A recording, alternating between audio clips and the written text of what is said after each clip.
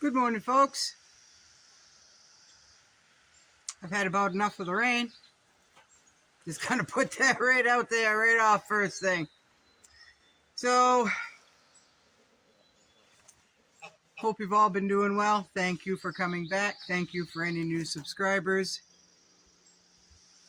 You know, I was talking to a nice young lady yesterday. 22. Her birthday was the day before. She just turned 22. And she thought it would be nice to have a little homestead, live off the grid a little bit. And she was surprised at how expensive it is to get started, right? People romance and fantasize about, living off grid, homesteading, being as self-sufficient as they can. A lot of people don't realize what all that entails, right? Not only are solar panels, I don't have solar panels, folks, but not only are solar panels and everything to get hooked up on solar getting very expensive, you have weather like we've been having. Rain. We're saturated, folks. We're just saturated. And when it rains or it's cloudy, whether it's a natural phenomenon, man-made, forest fires, right? I live in Maine. I'm close to Canada. And we all know about the fires up there, right? There's no sun. And solar panels, they work off sun, right? Well, if you don't have any sun, you don't have any power, folks. So I was explaining to this lady that, if you're going to do that, you should have more than one power source. If you get solar panels and hook all of that up, you should probably have a secondary way to make energy, whether it is hydro, wind power, anything like that, right? I live without solar. I do. So I rely on oil lamps and all of that, right? Others on my road, the family, we all live off grid from one extreme to the other, right? I'm pretty semi-primitive.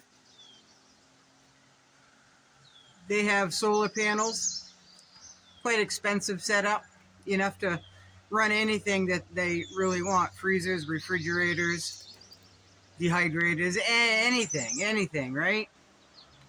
Well, with all this rain and overcast, they are having to go out and buy gas for the generators to run all those appliances.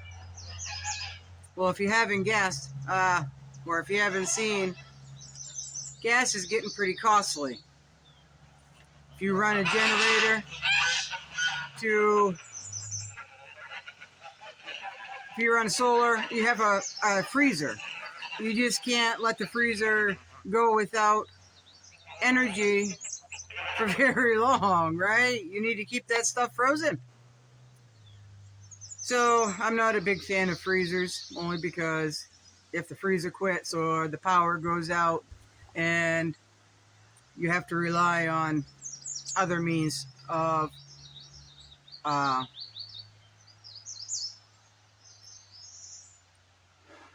keeping that meat preserved, right? Or whatever's in your freezer.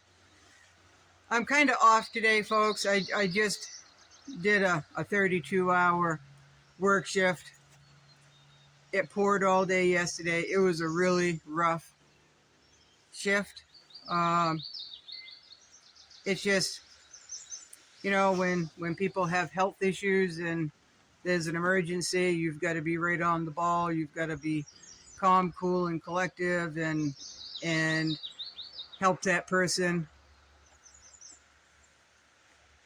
in a way they need to be helped, right? So I spent better part of my shift at the hospital with a member, right? So I'm a little tired. The rain makes me tired. Lack of sleep makes me tired, right? So let's talk about gardening. There's a lot of people out there think that gardening is very easy. I mentioned this before. You put a hole in the ground with your finger, you plop a seed in it, you cover it up, walk away, and come back and harvest the food, right? A lot of people really think it's that easy. You don't need any skill to grow a garden. What happens when you get days and days and days and weeks with rain, right? No sun. No sun. And it's been cooler than normal.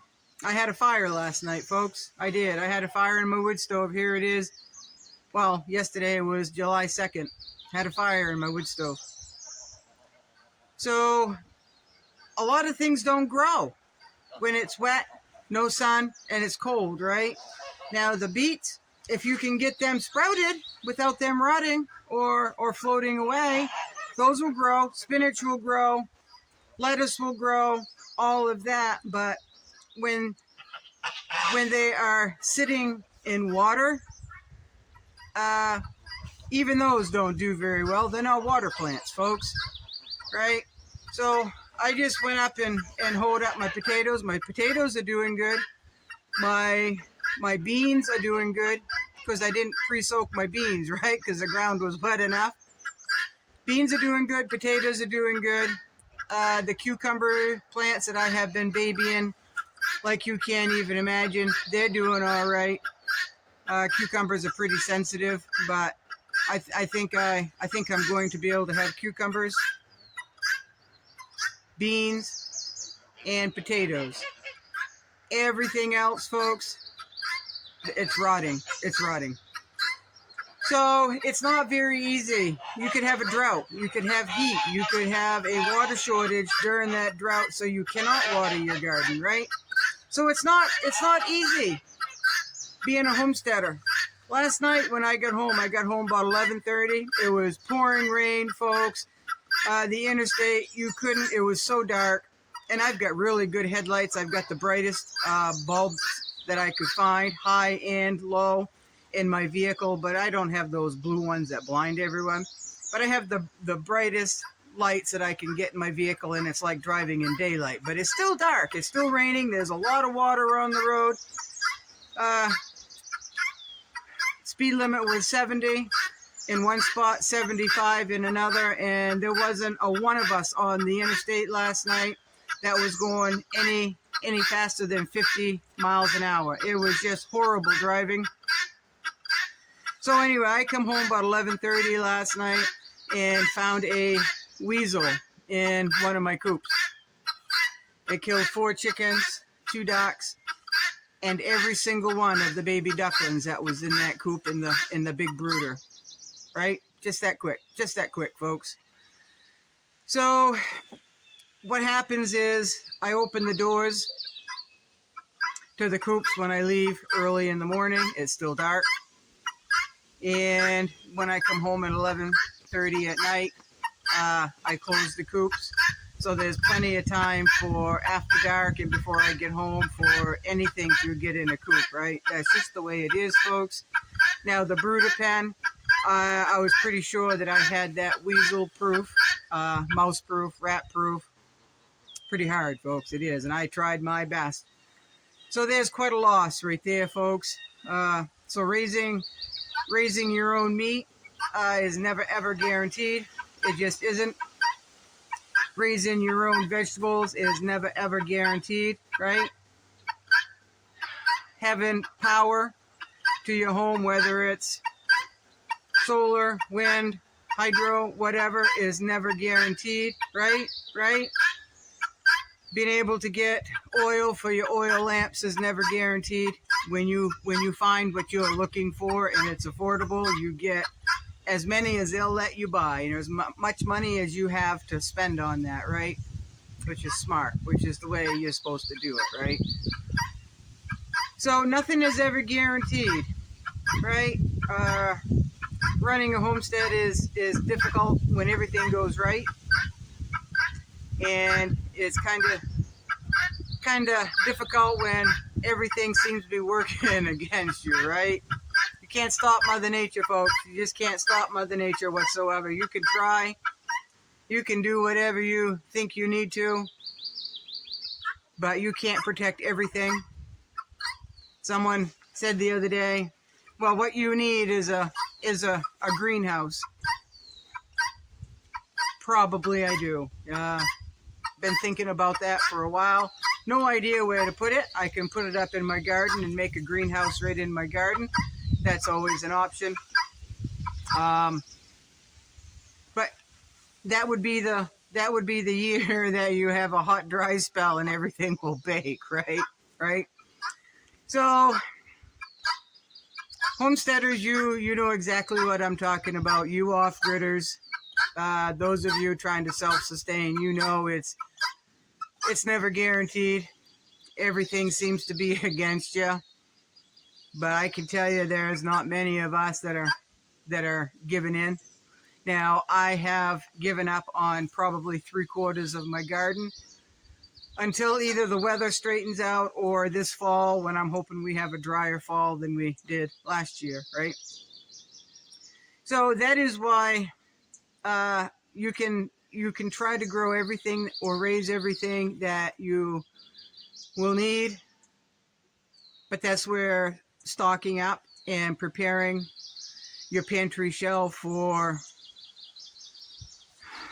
down the road or next week or tomorrow, right? Catching those deals at the stores, canning up what you can. Now, last year I dehydrated a lot of my vegetables. Well, dried, right? Some of you remember those videos. Yeah, pretty good system. And we just can do what we can do. We can try to fight Mother Nature, but Mother Nature is almost always going to win, right? It's just Mother Nature, and sometimes she's kind and sometimes she's a bitch, right? I'm just gonna say it.